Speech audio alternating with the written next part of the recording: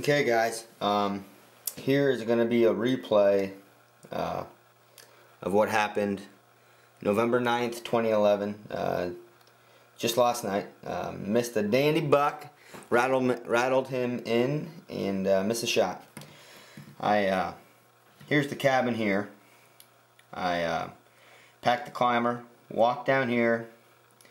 So I didn't go this way because I didn't want to blow anything out of here. This is a good thicket. Came down here, walked in. This is a clover field. The rest of this is all CRP, real thick. Walked in and set my climber up right here.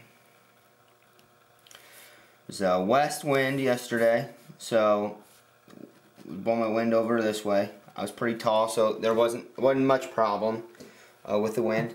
Anticipating deer coming out into here and coming up. There's a big ridge right here. Big ridge here. Saw the buck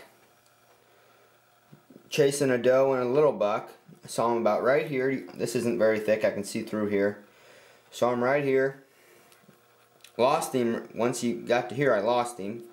Grabbed the rattling horns and the grunt tube and hit the horns together for about 10 or 15 seconds and followed with a couple grunts and hung him up, and didn't see him immediately, so I just kind of forgot about him.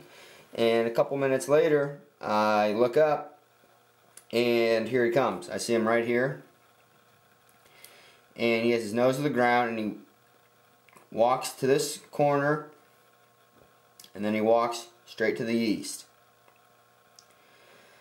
Came up, I was at full draw for maybe a minute. He had stopped behind a small oak tree and took one step. I could only see a third of his body, and it was the only third that I needed, and just plumb shot right over him. Shot him here, and then he wasn't really concerned with what happened. He just kind of jogged over here, messed around the field for a couple minutes, and took off. But what's important about this was how I actually called to him. I didn't want to call to him here. I didn't want to call to him here. He's too close to being downwind where he can just come on over. The fact that I waited until he was right here was the best bet, because that made cover first and wind second.